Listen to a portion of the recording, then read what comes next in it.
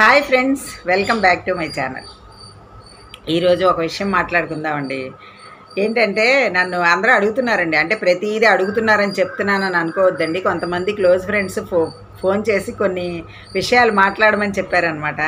అన్నీ నేను మాట్లాడే విషయాలు కాదులేండి, ఎందుకంటే కొన్ని కాంట్రవర్సీ అవుతాయి, కొన్నేమో ఫ్యామిలీస్లో ఇష్యూలు తెచ్చిపెడుతున్నాయి. కాబట్టి ఒక విషయం అయితే నేను మా ఫ్రెండ్ కూర్చొని మాట్లాడుకుంటుంటే ఒక విషయం తోచిందండి. ఆ విషయం గురించి మీతో నేను చెప్తున్నాను. ఏంటంటే ఒకే వస్తువుని అందరూ వాడుకోవడం అండి. ఇప్పుడు ఒక టవల్ తీసుకోండి. టవల్ తీసుకుంటే టవల్ ఏం చేస్తారంటే ఒకళ్ళు మొహం తుడుచుకుని అక్కడ పెట్టిన తర్వాత ఇంకొకళ్ళు వెళ్ళి స్నానానికి పట్టుకెళ్ళిపోతారు దాన్ని. ఇంకొకళ్ళు వెళ్ళి దాన్ని మళ్ళీ చేతులు తుడిచేసుకుంటూ ఉంటారు. అలా కొంతమంది అంటే పాదాలు తుడుచుకుని పడుకుంటారు నైట్ టైం. కొంతమందికి ఆ అలవాటు కూడా ఉంటుంది. ఎందుకంటే కాళ్ళు పాచిపోకుండా ఉండడం కోసం నైట్ టైము పాదాలు తుడుచుకుని ఏదైనా క్రీమ్ రాసుకుని పడుకుంటారు. చాలామందికి అలవాటు ఉంటుంది. కొంతమంది తడికాళ్ళతోనే మంచం ఎక్కేస్తారండి, అది వేరే విషయం. అయితే ఇలా తుడుచుకుని ఇప్పుడు ఇది మనం టవల్ ఎన్ని రకాలుగా వాడుతున్నామండి. మొహం తుడుచుకుంటాం, ఒళ్ళు తుడుచుకుంటాం, చేతులు తుడుచుకుంటాం, కాళ్ళు తుడుచుకుంటాం. ఇన్ని రకాలకి ఒకే టవల్ వాడడం ఎంతవరకు కరెక్ట్ చెప్పండి. అది ఒకళ్ళ టవల్ ఒకళ్ళే వాడారనుకోండి, నో ప్రాబ్లం. ఎందుకంటే ఎవరిది వాళ్ళకి ఇష్టమై ఉంటుంది కదా. ఇప్పుడు ఒక వస్తువు నేను పెట్టుకున్నాను అనుకోండి, నా వస్తువు నేను ఎన్ని రకాలుగా వాడుకుంటాను. కానీ ఒకే ఫ్యామిలీలో ఇన్ని రకాలుగా వాడుకునే వస్తువుని ఈ ఫ్యామిలీలో నలుగురు ముగ్గురే కదండి ఉంటున్నారు ఇప్పుడు సాధారణంగా. ఆ నలుగురికి 4 టవల్స్ పెట్టుకుంటే హాయ్ అండి. ఎందుకంటే ఎవరి వస్తువు వాళ్ళు వాడుకుంటారు. పెద్ద ఖరీదు కూడా ఏం కాదండి. ఎందుకంటే మనం చాలా ఖర్చు పెడుతున్నాం ఈ జనరేషన్లో.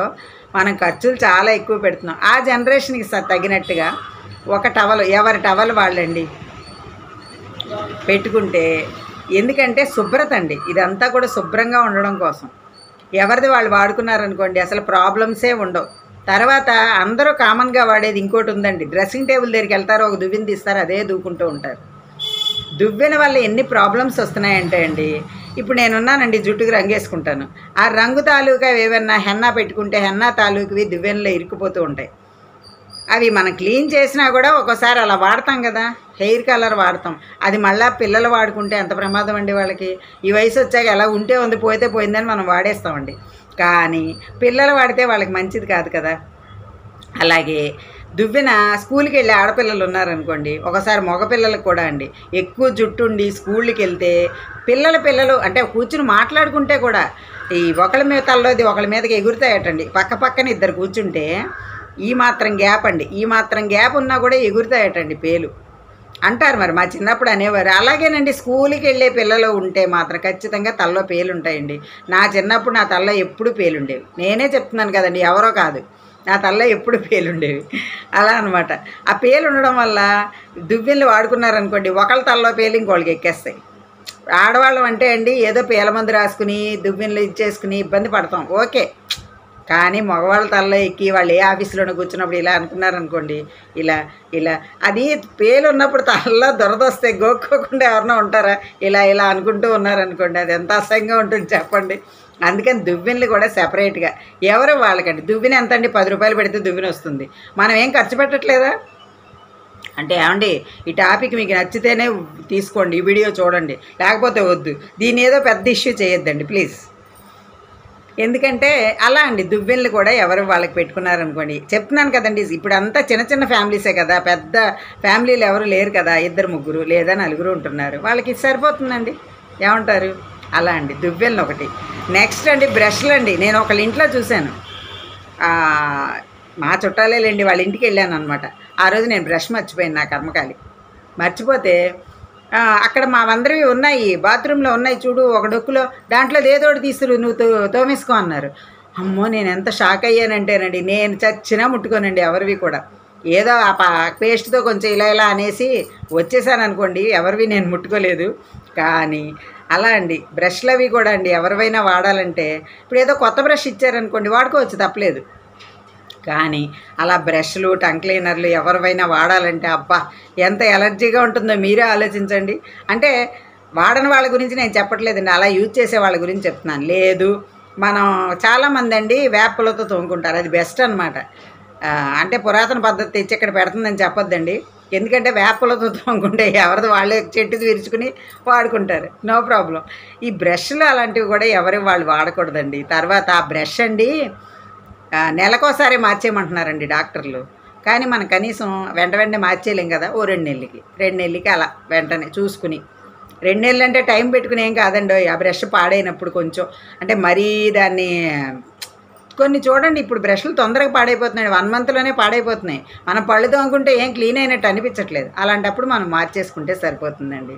బ్రష్లు కూడా మనం అప్పుడప్పుడండి కొంచెం వేడి నీళ్ళల్లో వేసి కడుక్కుంటే సరిపోతుంది. అలా అని దీన్ని తీసుకెళ్ళి మనం వాడే గిన్నెల్లో బ్రష్ను ముంచి దాని మీద వేడి నీళ్ళు పోసి ఉడకబెట్టి మాత్రం చేయకండి. అది కూడా మనం మళ్ళీ ఆ గిన్నె వాడలేం.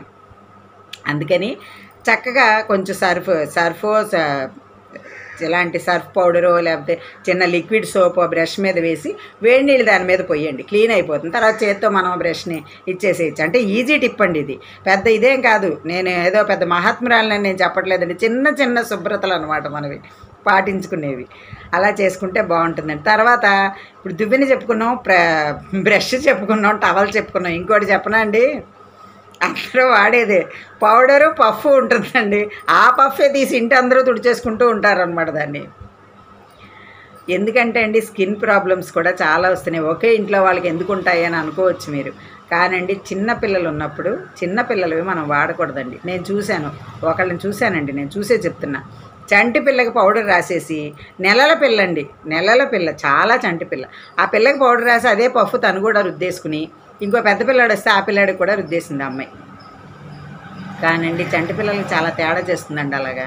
అందుకని పోనీ ఇంట్లో వాళ్ళందరూ ఒకటి వాడుకుంటారేమో, ఇంకా తర్వాత విషయం. నాకైతే అండి పౌడర్ డబ్బా చేతులు వేసుకుని ఇలా రాసుకోవడం హాయిగా ఉంటుందండి. అసలు నేను పౌడర్ వాడను. సాధారణంగా నా వీడియోస్లో మీరు చూస్తూనే ఉంటారు, పౌడర్ అసలు వాడను. ఎప్పుడో ఏదైనా ఫంక్షన్కి వెళ్ళినప్పుడో లేకపోతే ఎక్కడైనా ఊరు వెళ్తే కొంచెం రాస్తా. ఇప్పుడు కూడా లేదు చూడండి అమ్మా అని పౌడర్. అలా అనమాట రాయను నేను. రాసినా కూడా పౌడర్ డబ్బా చేతిలో వేసుకుని రాసుకోవడమే అలవాటు నాకు. అంటే అలా అని పఫ్లు వాడద్దని నేను చెప్పనండి, నేను కూడా వాడతా. ఊరు వెళ్ళినప్పుడు పౌడర్ పఫ్ తీసుకెళ్తా, నేను అక్కడ వాడతానండి, చెప్తున్నాను కదా. అలా అనమాట వాడుకోవచ్చండి, తప్పలేదు. కానీ చంటి పిల్లలు ఉన్నప్పుడు మాత్రం ఆ పనులు చేయకండి, అది కరెక్ట్ కాదండి. పిల్లలకి తేడా చేసేస్తుంది. ఎందుకంటే మన స్కిన్ వేరుగా ఉంటుంది, చిన్నపిల్లలది చాలా స్మూత్గా ఉంటుందండి వాళ్ళ శరీరం. అలాంటప్పుడు మనకి ఏదైనా ర్యాష్ కానీ ఏమన్నా ఏ చెమట పొక్కులు ఏమన్నా ఉంటే అవన్నీ పిల్లలకి వచ్చేస్తాయండి. అంటే ఏవో పెద్ద పెద్ద జబ్బులని నేను చెప్పట్లా, అలాంటి చిన్న చిన్న జాగ్రత్తలు పాటిస్తే బాగుంటుందండి. మనం ఏదైనా సరే హైజీనిక్గా అంటే శుభ్రత అంటే ఓ విపరీతమైన శుభ్రత అంటే నేను కూడా ఇల్లేం అద్దంలో పెట్టేయనండి. నాకు సాధ్యమైనంత వరకు నా పని తీరికి వచ్చినంత వరకు నేను శుభ్రం చేసుకుంటాను. అంతేగాని ఓ విపరీతంగా ఒక్కొక్కళ్ళ ఇంటికి వెళ్తే చాలా ముచ్చటేస్తుందండి, అంత శుభ్రంగా ఉంటారు వాళ్ళు. అంత శుభ్రతగా అయితే నేను ఉండనండి. ఏదో ఈవిడ ఇన్ని కబుర్లు చెప్తుంది, ఈవిడ ఎంత శుభ్రంగా ఉంటుందో అని అనుకుంటారేమో. నార్మల్గా ఉంటానండి. మిడిల్ క్లాస్ వాళ్ళు ఎలా ఉంటారో అలాగే ఉంటుంది మా ఇల్లు. మీరు ఎప్పుడైనా చూస్తే ఇన్ని చెప్పింది ఈవిడ ఇల్లు ఎంతో ఇదిగా ఉంటుందని అనుకోక్కర్లేదు, నార్మల్గానే ఉంటుందండి. అలా అనమాట. ఎందుకంటే అండి మనం కొన్ని పాటిస్తే బాగుంటుందండి. ఇలాంటివి అనమాట చాలా చిన్నవండి, మరీ పెద్దవి ఏం కాదు. తర్వాత లిప్స్టిక్ ఒకటండి, కొంతమంది లిప్స్టిక్ వాడే అలవాటు ఉన్న వాళ్ళకి అది ఇలా తిప్పితే ఇలా వస్తుంది కదా. నాకు కూడా దాని సంగతి తెలియదులేండి, మనం ఎప్పుడు వాడలేదు కదా. అందుకని ఆ లిప్స్టిక్ ఇలా తిప్పింది ఇలా రాసేసుకుని ఆ పక్కనే ఎవరైనా చుట్టూ ఇంట్లో ఉన్న వాళ్ళు అందరూ అదే వాడేస్తారండి. ఇంట్లో ఉన్న వాళ్ళు కాదండి, బయట వాళ్ళు ఎవరైనా వచ్చినా కూడా కబుక్కున లిప్స్టిక్ పిచ్చి ఉన్న వాళ్ళు రుద్దుకోవడం పెళ్ళిళ్ళలో వాటిలో నేను గమనించానండి. అవి కూడా హైజీనిక్గా ఉంచుకోవడమే మంచిది. తర్వాత అదేంటంటారండి దాన్ని, బాక్స్ లాగుండి ఇలా స్పాంజి లాంటి దాన్ని ఏదో అంటారండి, ఆ పౌడర్ కూడా, అది కూడా ఎవరిది వాళ్ళే వాడుకుంటే బాగుంటుంది. ముఖ్యంగా మేకప్ కిట్స్ అండి, నాకు అది వివరంగా చెప్పడం తెలియక ఇలా చెప్పాను అనమాట. మేకప్ కిట్స్ కూడా ఎవరు వాళ్ళు వాడుకోవడం మంచిది. కాటుకు కూడా అండి, చిన్నప్పుడు అనేవారు, మా చిన్నప్పుడు బాగా కాటుకండి, నేను అసలు కాటుకు లేకుండా ఉండేదాన్ని కాదు. ఈ మధ్య నాకు ఎందుకనో కాటుకు పడట్లేదండి, కళ్ళు మంటలు వచ్చేస్తున్నాయని మానేసా. కాటుకు కూడా అండి మా ఇంట్లో ఎవరు భరిన వాళ్ళకే ఉండేది. ఎందుకంటే మా అమ్మగారు అనేవారండి, దీంతో తయారు చేసేవారు. అప్పుడు పచ్చకర్పూరం ఆమదం వేసి కాటుగా పడతారు కదా, కాటుక ఆమదంతో దీపం పెట్టి పడతారు కదా, ఆ పట్టిన కాటుకి పచ్చకర్పూరం కలిపి ఇచ్చేవారండి. కళ్ళు పెట్టుకోగానే ఒక్కసారి కొంచెం ఇలా చురుక్కుమన్నట్టు అనిపించి చల్లగా ఉండేవండి కళ్ళు. ఆ కాటుకు కూడా ఎవరిది వాళ్ళకేనండి, ఎందుకంటే ఎవరి బరిలో వాళ్ళకి చిన్న డబ్బాల్లో వేసి ఇచ్చేసేవారు మా అమ్మగారు, అదే వాడుకునేవాడు. అలా అనమాట అండి. కొంచెం ఎవరు వస్తూ వాళ్ళు వాడుకుంటే కొంచెం అయినా మనం అంటే ఎక్కువ రోగాల బారిన పడకుండా ఏమి ఇబ్బంది పడకుండా ఉంటామని నా ఉద్దేశం అండి. దీనివల్ల మనం ఏమి చేసేక్కర్లేదండి, చాలా సింపుల్ థింగ్స్ నేను చెప్పినవి. ఈ వీడియో కనుక మీకు ఎవరికైనా నచ్చలేదనుకోండి స్కిప్ చేసేయండి, నచ్చితే మాత్రం చూడండి. ఈ వీడియో మీకు నచ్చితే లైక్ చేయండి, షేర్ చేయండి. మరిన్ని వీడియోస్ కోసం నా ఛానల్ సబ్స్క్రైబ్ చేయండి. Thank you.